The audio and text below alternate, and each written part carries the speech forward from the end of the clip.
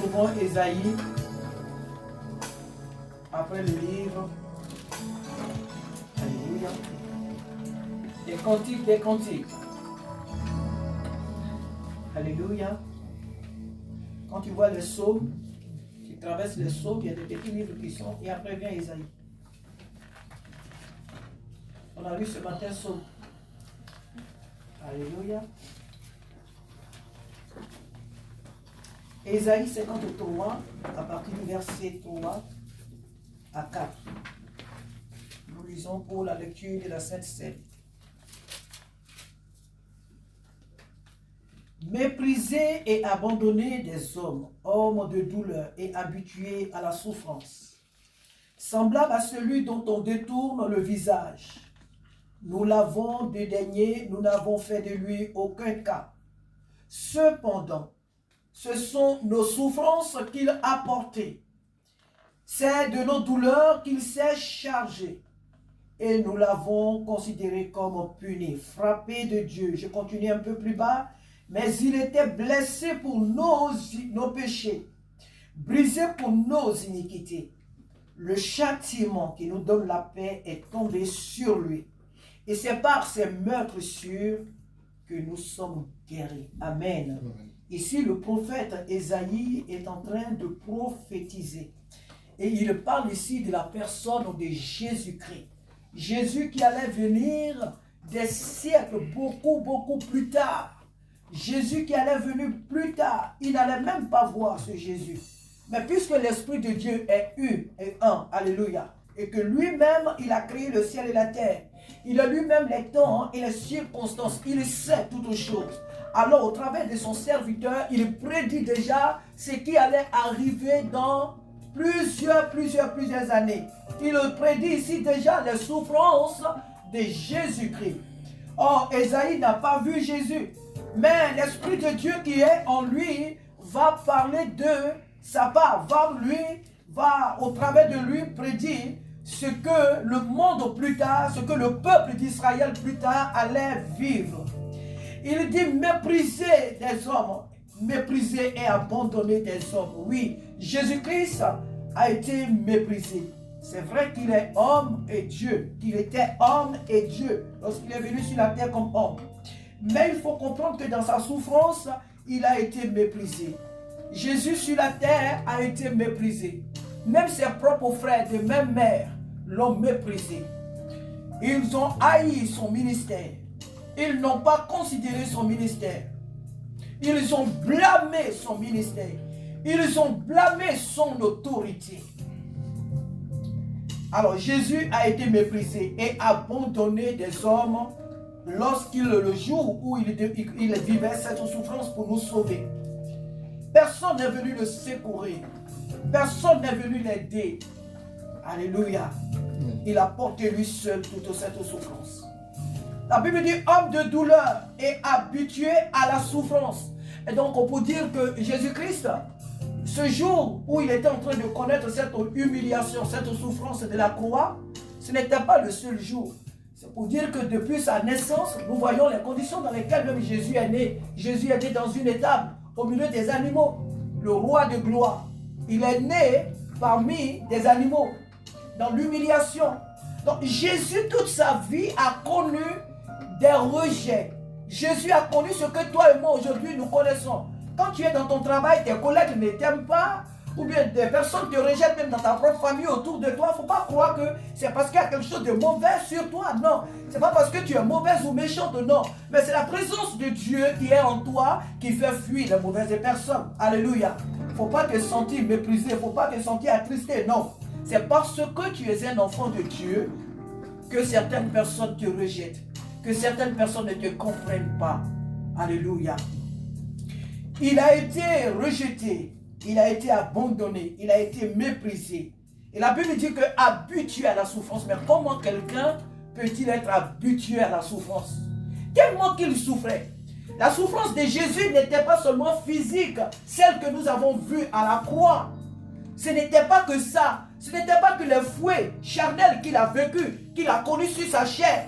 Le fait que Jésus-Christ annonçait l'évangile au peuple d'Israël. Le fait que Jésus-Christ faisait du bien au peuple d'Israël. Il faisait du bien au monde, mais que le monde qui l'entourait ne recevait pas son message.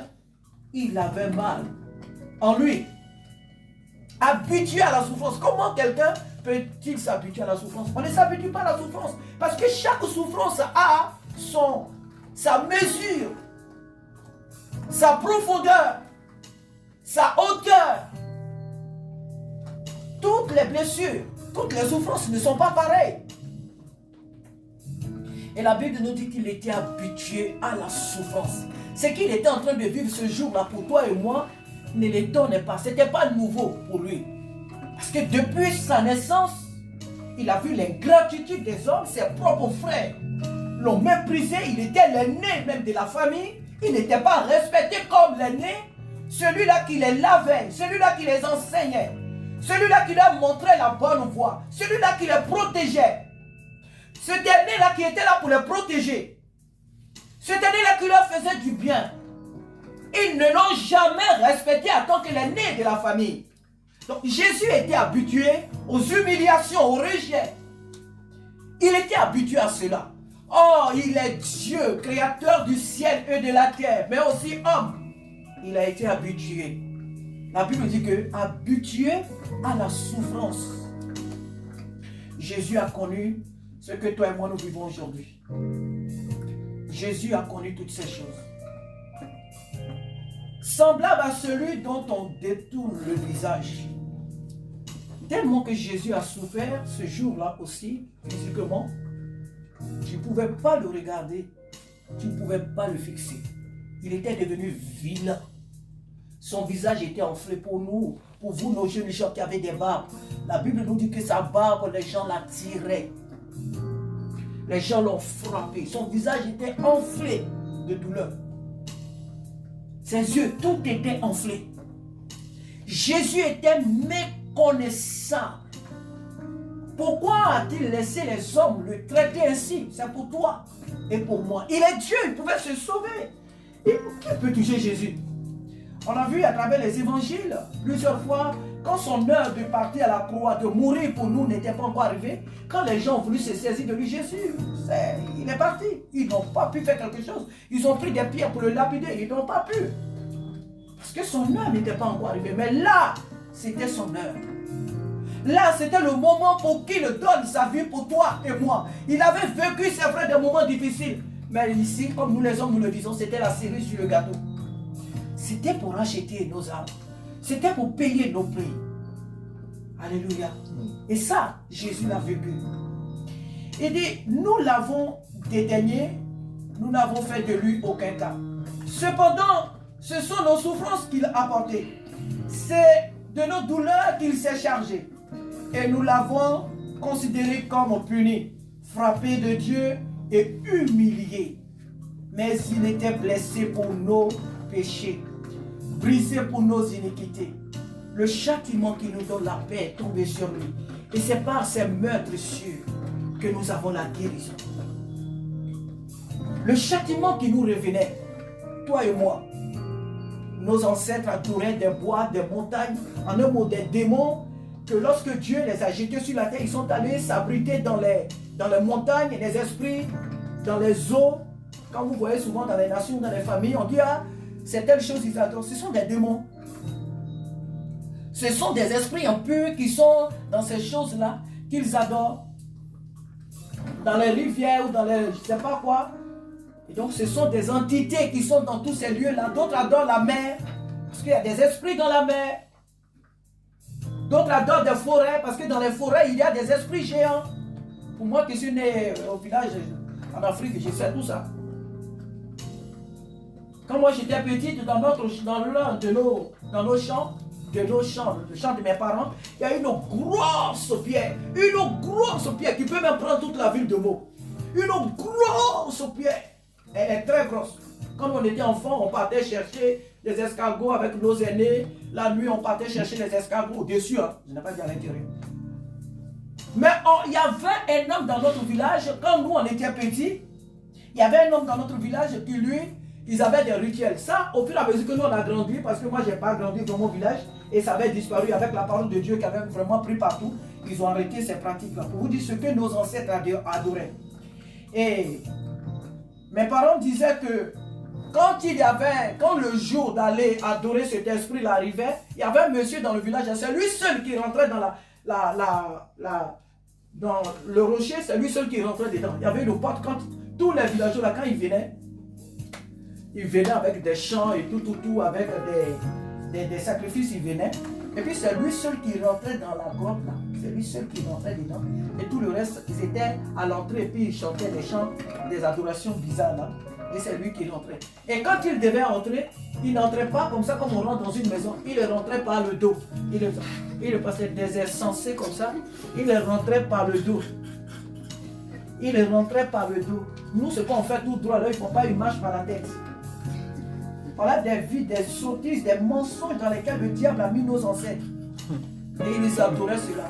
Quand le monsieur et moi, en même temps, ils ont arrêté tout ça. Parce qu'il n'y avait pas quelqu'un qui avait cœur pour faire ce qu'il faisait. Ils ont arrêté ce genre de bêtises là. Bon, moi, mon père était prédicateur, il n'allait pas. Il ne partait pas, mais dans le village, voilà ce que les gens faisaient.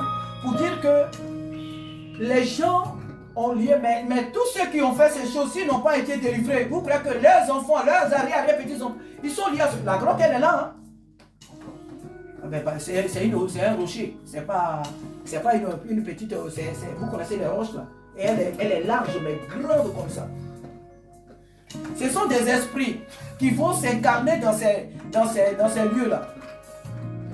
Et voilà ce que nos parents adoraient. Voilà les choses, parce qu'ils ne connaissaient pas Dieu. Je ne dirais pas que ce n'était pas de leur faute, mais aussi c'est de leur faute. Amen. Voilà ce qu'ils adoraient. Et Jésus-Christ est venu nous libérer. La mort et la résurrection de Jésus sont venus nous libérer de toutes ces fausses adorations des démons.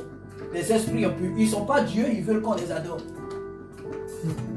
Ils ne sont pas Dieu. Les esprits impurs ne sont pas des dieux. Les sirènes des eaux ne sont pas des dieux. Les montagnes ne sont pas des dieux. Les rivières ne sont pas des dieux. Et donc Jésus-Christ est venu nous libérer de cela. Le châtiment qui nous revenait est tombé sur lui. Nous qui étions des pécheurs, nous qui étions vendus au péché, c'était à nous de mourir. C'était à nous d'aller en prison. Mais Jésus-Christ est venu et il a pris sur lui nos fautes, notre condamnation. Il les a portées sur lui. Il a pris notre place. Il est mort à notre place pour que toi et moi nous soyons sauvés. Désormais, nous sommes libres. Amen. Nous sommes libres. Nous sommes sauvés. Nous avons accepté Jésus comme notre Seigneur et Sauveur. Alors nous sommes libres. Par son sang, nous sommes devenus enfants de Dieu. Par sa mort, il dit à la croix de Golgotha, Père, tout a été accompli. Jésus a payé le prix pour toi et pour moi. Ne laisse plus le diable. Si tu as fait un péché quelconque, je ne dirai pas, ne fais pas aussi exprès. Parce que les péchés qu'on fait par exprès, Dieu n'aime pas cela. Si tu fais exprès, eh bien, tu vas payer les conséquences amèrement. Alléluia. Mais les choses qu'on fait de manière, je dirais, accidentelle, ne laisse pas l'ennemi te culpabiliser. Alléluia. Ne laisse pas l'ennemi te culpabiliser. Il faut lui dire, Satan, toi esprit impur, Jésus a déjà porté mes fautes à la croix. Jésus a déjà porté mes condamnations à la croix. Jésus a déjà porté mes fautes passées, présentes et futures. Jésus les a déjà portées à Golgotha. Alors je ne te suis plus redevable. Arrière-toi de moi. Car moi désormais je suis libre. Je suis sauvé. Jésus m'a sauvé. Amen. Que toute la gloire soit rendue au Seigneur. Gédéon, tu vas nous donner la Sainte Seine. Merci pour la croix, Seigneur. Merci pour le prix payé. Tu as porté mon péché dans ton amour. Ta grâce m'a purifié. Merci pour tes mains percées. Merci pour tes mains toujours percées. Au torrent de ton